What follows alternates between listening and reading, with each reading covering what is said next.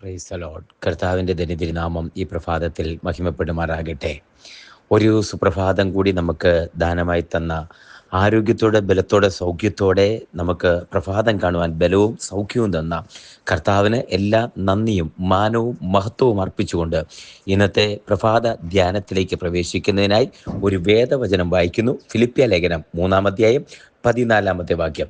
Philippians chapter 3 verse 14. ഫിലിപ്പിയ ലേഖനം 3-ാം അധ്യായം 14-ാമത്തെ വാക്യം വായിച്ചു കേൾപ്പിക്കുന്നു. ഒന്ന് ഞാൻ ചെയ്യുന്നു, പിമ്പിലുള്ളത് മറന്ന് മുമ്പിലുള്ളതിന് ആഞ്ഞുകൊണ്ട് ക്രിസ്തുവേശുവിൽ ദൈവത്തിൻ്റെ പരമവിളിയുടെ വിരുദിനായി ലാക്കിലേക്ക് ഓടുന്നു. ഹല്ലേലൂയ. പൗലോസ് അപ്പോസ്തലൻ്റെ പ്രഖ്യാപനങ്ങളിലെ തൻ്റെ ജീവിത സായാഹ്ന വേളയിലുള്ള പ്രഖ്യാപനങ്ങൾ ഏറ്റവും പ്രശസ്തമായതും ഏറ്റവും സ്പർശനീയമായതുമായ ഒരു പ്രഖ്യാപനമാണ് ഒന്ന് ഞാൻ ചെയ്യുന്നു, പിമ്പിലുള്ളത് മറന്ന് മുമ്പിലുള്ളതിന് ആഞ്ഞുകൊണ്ട് ക്രിസ്തുവേശുവിൽ ദൈവത്തിൻ്റെ പരമവിളിയുടെ വിരുദിനായി ലാക്കിലേക്ക് ഓടുന്നു.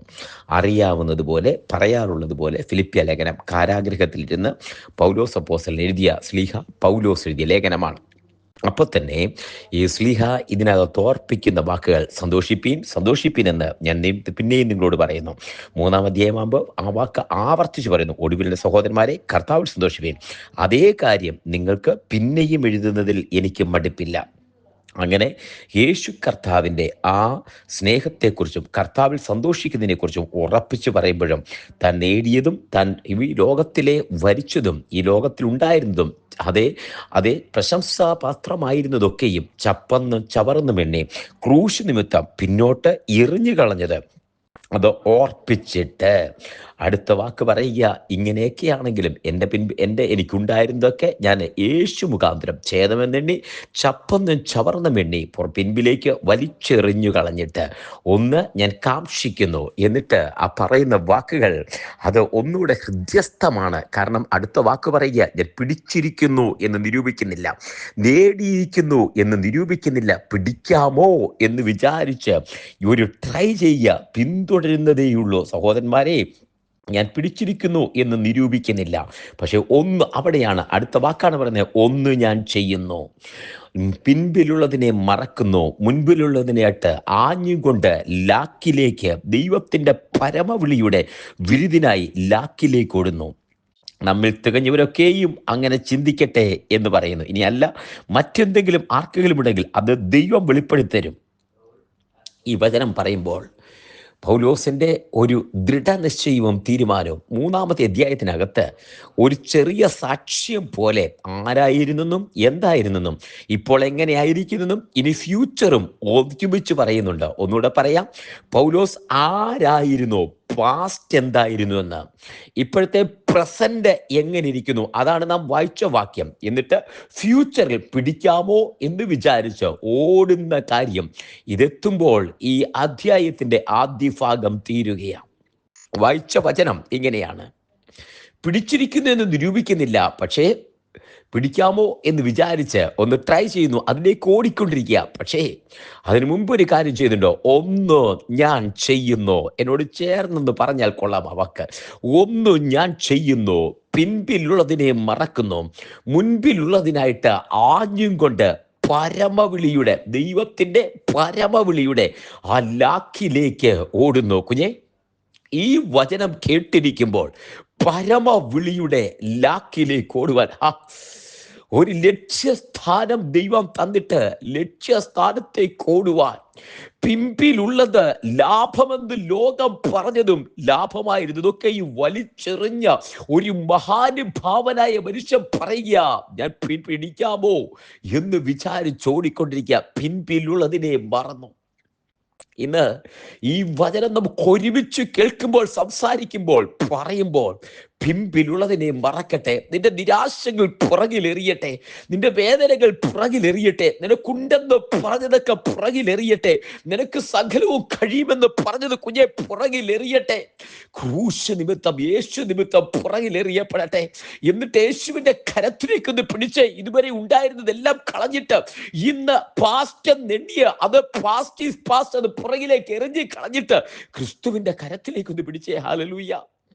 യേശുവിൻ്റെ കരത്തിലേക്ക് പിടിച്ചേ. എന്നിട്ട് നമുക്ക് ഒരുമിച്ച് പറയാം, പിമ്പിലുള്ളതിനെ മറക്കുന്നു, പിറകിലുള്ളതെല്ലാം മറന്നു കളയുന്നു.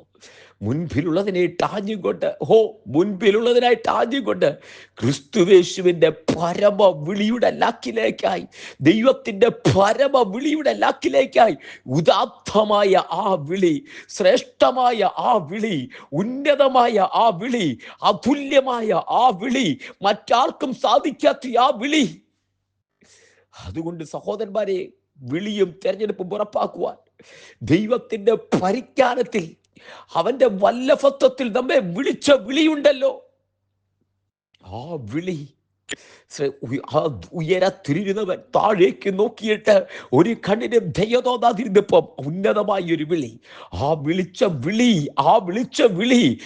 വഴിക്കിട്ടിട്ട് പോകാനല്ല, ഒന്ന് ദാസനെ പോലെ ആക്കാനല്ല, പുത്രത്വത്തിന്റെ പദവി തന്നിട്ട്, പ്രിയനായവനാൽ ഉലക സ്ഥാപനത്തിന് മുൻപേ നമ്മളെ ദത്തെടുത്തിട്ട് പുത്രത്വത്തിന്റെ പദവി തന്ന് സഹിക്കുന്നുവെങ്കിൽ കൂടെ വാഴുവാൻ ആ വിളി, അതാ ലക്ഷ്യസ്ഥാനത്തേക്കുള്ള വിളി, പരമ വിളിയുടെ ലാക്കിലേക്കായി. ഈ കർത്താവ് കൂടെയുണ്ടെന്ന് ഇന്ന് എന്നെ കേൾക്കുന്ന പ്രിയരെ ഒന്ന് വിശ്വസിച്ചേ. കർത്താവ് കൂടെയുണ്ട്.